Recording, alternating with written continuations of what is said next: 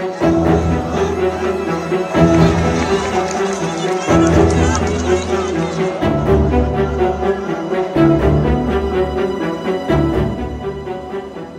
করের মামলায় কলকাতা হাইকোর্টের ভৎসনা, রাজ্যকে অমানবিক বলে তোপ।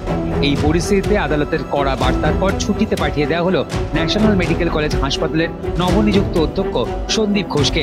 রাজ্য প্রশাসন সূত্রে জানা গিয়েছে আপাতত 15 দিন ছুটি মঞ্জুর করা হয়েছে তাঁর।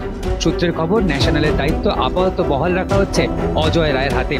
এদিকে আরজি কর মামলা তদন্তে সিবিআই নির্দেশের পর কলকাতা হাইকোর্ট জানিয়েছে, পরবর্তী নির্দেশ না দেওয়া পর্যন্ত কোনো সরকারি হাসপাতালে কাজ করতে পারবেন না সন্দীপ ঘোষ।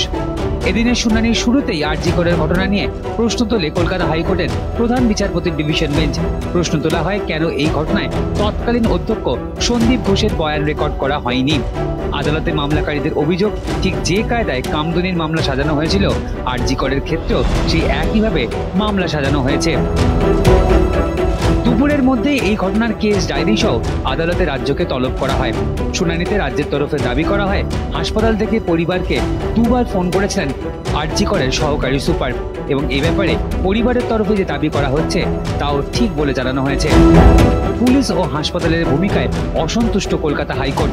আদালতের প্রশ্ন, কেন একটা খুনের ঘটনাকে প্রাথমিকভাবে অস্বাভাবিক মৃত্যু বলে দাবি করা হলো। এদিনের শুনানিতে গোড়া থেকেই প্রধান বিচারপতির ডিভিশন বেঞ্চের সামনে ভৎসনার মুখে পড়ে রাজ্য পুলিশ এবং হাসপাতাল কর্তৃপক্ষ। প্রধান বিচারপতি প্রশ্ন করেন, কেন এই ঘটনায় অধ্যক্ষ বা হাসপাতালের তরফে মামলা দায়ের করা হলো না। কতটা প্রভাবশালী বলে গোটা ঘটনায় আড়াল করার চেষ্টা করা হলো সন্দীপ ঘোষকে।